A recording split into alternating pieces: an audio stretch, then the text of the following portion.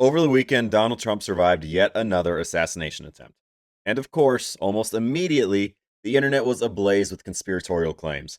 It was staged. This is all an attempt to get the ballroom built faster. Israel did it. I'm not even going to bother debunking all those claims. Steven Crowder already did that with a single tweet. Instead, I want to talk to you. I want to talk to the people who immediately jumped to this was staged or some other nonsense theory. If that's you, I'm going to make a prediction. You also believe that the Butler, Pennsylvania assassination was staged. You believe 9/11 was an inside job. You think the moon landing was fake. Hell, you probably think the Artemis 2 mission was faked too. How did I do? Did I go 4 for 4? 3 for 4? 2 out of 4? I know that I didn't go over. Because here's the truth about the conspiracy brain. Once you buy into one basis conspiracy, it doesn't stop there. You start buying into all of them. If you believe Israel murked Charlie Kirk, then you probably believe the CIA killed JFK. If you think Bush orchestrated 9/11, then you probably believe that children were being eaten on the island. There is no credible evidence for any of the claims that I just listed. None. What there is, though, are social media posts that stitch together completely unrelated things and then call it evidence. You'll see people share grainy footage from the International Space Station next to clips of astronauts training underwater for low gravity conditions. Then they'll claim that somehow the training video makes it obvious that the space footage is fake. Or they'll find some random line from an intelligence document, something one guy with a documented mental illness once said in one interview, and then treat it like definitive proof that elites are literally eating children on the island. Here's what you have to recognize. None of that stuff is evidence. The people running these internet accounts want you to think it's evidence, so you'll like the video, share it, and help them make money. But it's not real evidence of any conspiracy. If your thought after hearing about the assassination attempt was it was staged, ask yourself why. It couldn't have been because you'd done the research. There wasn't any research to do at that point. So why did you think that? Because you've been conditioned to assume the most dramatic, least plausible explanation is secretly the truth. You've been conditioned by people on the internet. You've been conditioned by yourself.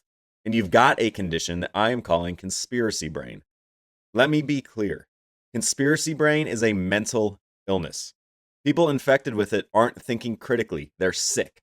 It's not skepticism to automatically believe the conspiracy. Skeptics actually wait for and look at the evidence to figure out the truth.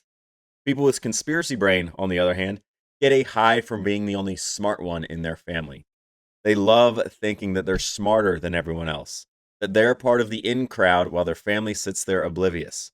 They feel like they're in the inner circle that truly knows what's going on, that the elites are controlling everything in ways that only they can figure out, because they saw one TikTok that exposed it all.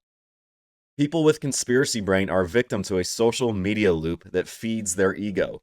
These TikToks or Instagram reels or whatever it is they are seeing create a sense of being in the know. Then they can easily share this with their family members or their friends, whoever it may be, and it gives them a feeling of superiority.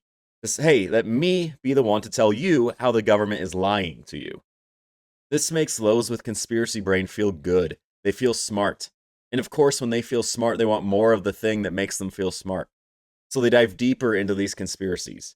Eventually, they get so hooked that every major news story, no matter what, triggers the conspiracy reflex instead of the obvious explanation. Because feeling smart is addictive. And for them, the only way to feel smart is believing what almost nobody else does. What I'm describing, whether you realize it or not, is narcissism. These people aren't the smartest in the room, but they want to feel smarter than you. They've been the stay-at-home mom, the desk jockey at some nobody company, or just an edgy college kid without a girlfriend. Deep down, they feel a bit inadequate, like their lives aren't where they should be. So they crave that feeling of being smart, smarter than you, the only one who can figure it all out. And the only way they get there? Conspiracy theories. Conspiracy theories that tell them that they are being lied to by elites, that their life isn't in their control because the elites in charge of the world are lying to you. They get to satisfy two thirsts, the thirst to feel smart and the thirst to feel like their problems in life aren't their fault. Every conspiracy theorist fits into one of those two categories, or both. They'll have a desire to feel smart or a desire to feel like they can't fix their own problems. If that describes you, listen to me. Throw away your phone. Literally, it's the one way to save yourself from this mental illness. Your kids won't miss the conspiratorial nonsense you share with them on Instagram. I promise you that. And those friends who quietly talk behind your back about how crazy you've gotten, They might finally reach out again once you stop liking conspiracy stuff online. And guess what? You'll have peace of mind again. No longer will every news event feel like a lie or like some cadre of elites is hiding the truth from you. No longer will you be glued to your phone, racing to undermine every breaking news story. Eventually, when you stop seeing conspiracy theories every time you open your phone, you can start reading the news like a normal person does, as news. If you want to connect the news to some larger world event or think about how it affects your daily life or the country's future, then congratulations, you're thinking like a normal brained, non conspiracy addled human being. The only way out of this constant conspiracy brained narcissism stream you're trapped in is to unplug. Get a flip phone, ditch the iPad. You don't need social media. You don't need YouTube. Just unplug. Read a book. I recommend Ben Shapiro's Lions and Scavengers. Read it with an open mind, and maybe you'll see yourself in it. But right now, if you see a conspiracy every time you open your phone, you're sick with conspiracy brain. And that has turned you into a narcissist. You want to be better than your peers, better than your kids, smarter than them, more in tune with reality.